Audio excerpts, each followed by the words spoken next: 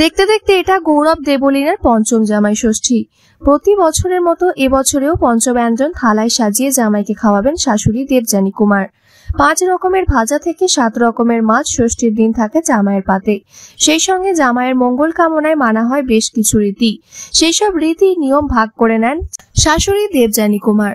মনের মতো জামাই পেয়েছেন তিনি। জামাইকে নিয়ে কোনো অভিযোগই নেই তার, কোনো কথাতেই নাকি না নেই গৌরবের। তবে জামাই ষষ্ঠীর প্রস্তুতি শুরু হয়ে যায় বেশ কিছুদিন আগে থেকেই। জামাই ষষ্ঠীর দিন সকাল হতেই শ্বশুরবাড়িতে পৌঁছে যান গৌরব। সকালে পালন করা হয় একটি রীতি। নানা রকমের ফল, পান, বটপাতা ও ডুমুর দিয়ে বাঁধা একটি ডালা তৈরি করা হয়।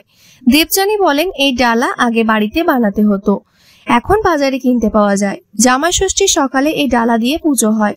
পুজোটা হয় গৌরবের নামে। পুজোর পরে ওই ডালা দিয়ে ওকে বরণ করি, তালপাতার পাখায় হাওয়া করে দিই। সবশেষে জামাইয়ের হাতে হলুদ সুতো বেঁধে দেন দেবযানী। জামাইয়ের মঙ্গলার্থে এই বিশেষ রীতি হয় তাদের বাড়িতে। দেবলীনাদের বাড়িতে জামাই ষষ্ঠী উপলক্ষে কলার বড়া হয়। নিয়ম মেনে সবটাই করেন দেবযানী কুমার।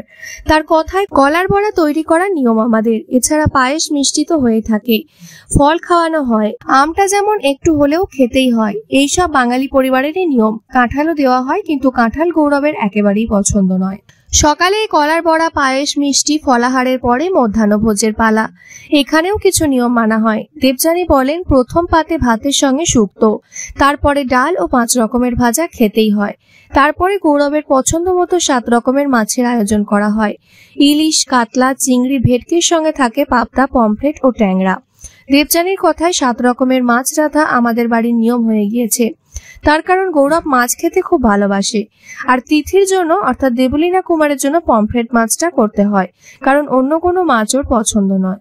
শুধু জামাই ষষ্ঠী নয়, যে কোনো ষষ্ঠীতেই পুজো করেন দেবযানী। এই দিনগুলোই ভাত খান না, শুধু নিরামিষ সবজি খান। জামাই ষষ্ঠীতে শাশুড়িদের খাওয়া দাওয়ার উপরে থাকে কিছু নিষেধাজ্ঞা, যেমন পায়েস এই দিন কোনোভাবেই খাওয়া যায় না বলে জানালেন দেবযানী কুমার। মধ্যাহ্নভোজে শেষ হয় না গৌরবের জামাই ষষ্ঠী। দেবলীনার দিদিমার বাড়িতে জামাই ষষ্ঠীর দ্বিতীয় পর্ব পালন করেন তিনি। দেবাশিস কুমারের সঙ্গে নাচ জামাই গৌরবকেও ভুরিভোজ করান দেবলীনার দিদিমা। তবে এখানে আচার বা রীতি সেইভাবে পালন করা হয় না। ফিশ চপ, ডিমের ডেভিল থেকে শুরু করে কবজি ডুবিয়ে পাঁঠার মাংস খান জামাইয়েরা। সবশেষে দেবযানীর বক্তব্য, নিয়ম মানার জন্য আসলে আমরা জামাই ষষ্ঠী পালন করি না। আচার রীতি নিয়ে আমরা সেইভাবে ভাবি না। আসলে পুরনো রীতি অনুষ্ঠানগুলো যাতে প্রজন্মের পর প্রজন্ম চলতে থাকে, সেটাই আমাদের আসল লক্ষ্য।